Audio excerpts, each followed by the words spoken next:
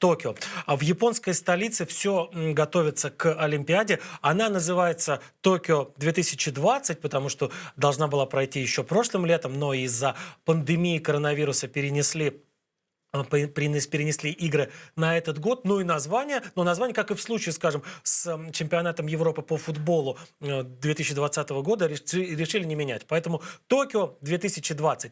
Помимо людей, которые будут принимать участие в этой Олимпиаде, в ней также примут участие еще и лошади. Дело в том, что в программе Олимпийских игр есть конный спорт.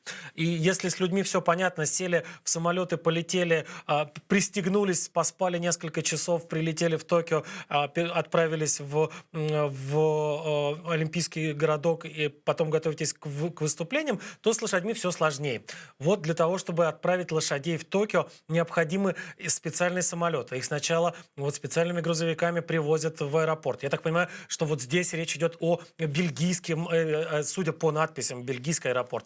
Лошадок этих бедных готовят. Они совершенно очевидно нервничают. Специальные люди, которые ими занимаются, их приводят, у них вон закрыты у некоторых глаза, их отводят в стойло. Какое-то время они в этих стойлах там, скажем, выдыхают, немножко готовятся к этому перелету. Потом в специальных, огромных вот этих вот вольерах. Видите их как багаж самолетный, но это авиационный. Но это не чемоданы и не сумки там, а там живые лошади. Этих живых лошадей загружают в специальный огромный грузовой самолет с помощью специальных погрузчиков. Огромное количество людей занято в этом процессе. И ветеринары, и тренеры, и грузчики, и представители авиакомпании.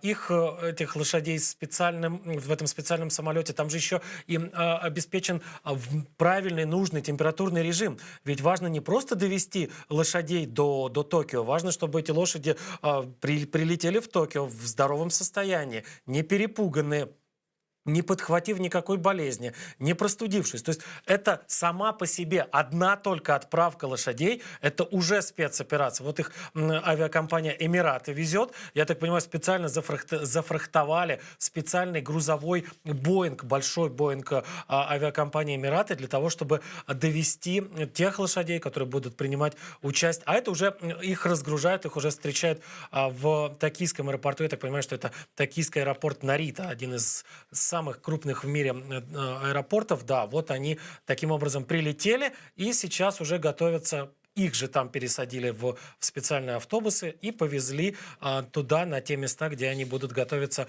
к проведению Олимпиады, где будут уже, наверное, и соревноваться. То есть, видите, не только люди, не только атлеты человеческие добираются сейчас и готовятся к Олимпиаде, добираются еще и атлеты четвероногие, атлеты лошадиные. Кстати, под большим вопросом сейчас все-таки остается проведение Олимпиады, потому что сейчас и Токио, и ряд других городов и провинции Японии остаются в зоне чрезвычайного положения, в зоне действия чрезвычайного положения из-за продолжающегося коронавируса. Известно, что, судя по всему, на большинство соревнований, если не на все вообще соревнования, зрители в принципе не будут допускаться. И вживую увидеть состязания, вживую увидеть Олимпийские игры смогут только вот члены спортивных команд, только тренеры, только врачи, только какие-то другие участники команд из числа тех, которые прибыли в Токио или сейчас прибывают в Токио на Олимпийские игры.